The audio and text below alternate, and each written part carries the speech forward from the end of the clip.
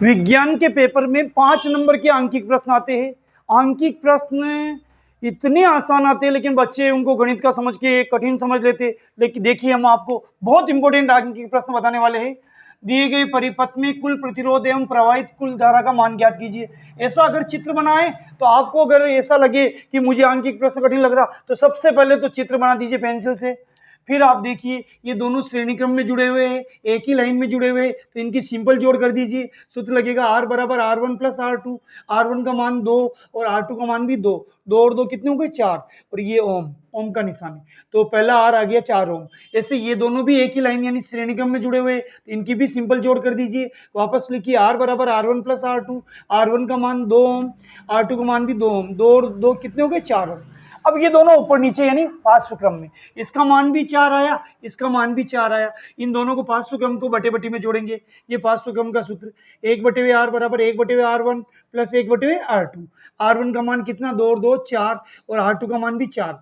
4 और 4 का लघुत्तम 4। ऊपर के 1 और 1 पास पास आ जाएंगे, यहाँ से 1, ये प्लस 1। 1 और 1 कितने हो गए? 2। 2/4। 2 एकम 2, 2 दूनी 4।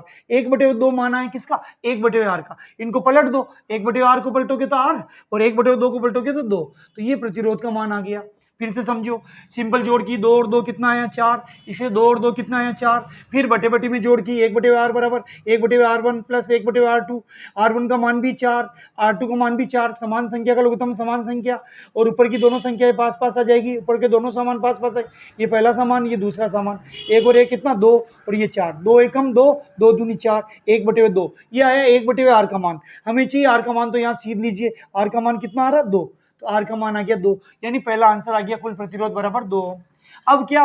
प्रवाहित कुल धारा का मान, तो ओम का नियम लगाएंगे। ओम का नियम होता है वीर, VIR। बजरंगबली को कहते हैं महावीर, ओम के नियम को कहते हैं वीर, VIR। यहाँ बराबर अपने आप ही लगेगा। आई यानी विद्युत धारा, ये ज्ञात करनी है। आई के पीछे कौन है? R, ये V के नीचे आ जाएगा। तो आई का सूत्र क्या बन गया? V/R। देखो V का मान कितना देगा? 6 वोल्ट। तो यहाँ से V के मान को कहेंगे भाई साहब आप अपनी जगह हो, ये V का मान। R का मान ये अभी अभी आया, कितना आया? 2। 6 में 2 का भाग देंगे 3, और विद्युत धारा का मात्रक होता है एम्पियर। तो विद्युत धारा का मान आ गया 3 एम्पियर, प्रतिरोध का मान आ गया 2 ओम। इस प्रकार का सवाल जरूर आता है। दूसरा वेरी इंपोर्टेंट प्रश्न, किसी अवतल दर्पण की वक्रता त्रिज्या 10 सेमी है, तो उस अवतल दर्पण की फोकस दूरी कितनी होगी? यानी वक्रता त्रिज्या दे रखी है, फोकस दूरी पूछ रहा, तो एक सूत्र होता है F बराबर R/2। R का मान कितना? 10 सेमी, लेकिन अवतल दर्पण है इसलिए त्रिज्या का मान माइनस में होगा। तो ये R का मान 10 सेमी, उसमें 2 का भाग देंगे, 2 पंजे 10, ये माइनस, तो -5 सेमी फोकस दूरी का मान होगा। अगला और अंतिम प्रश्न, किसी दर्पण की फोकस दूरी व वक्रता त्रिज्या में संबंध क्या है? ये भी आंकिक प्रश्न में गिना जाता है क्योंकि दोनों सूत्र वाला प्रश्न है। किसी दर्पण की फोकस दूरी व वक्रता त्रिज्या में क्या संबंध है? तो फोकस दूरी दुगुनी होती किसकी? वक्रता त्रिज्या की। R बराबर 2F, R बराबर 2F।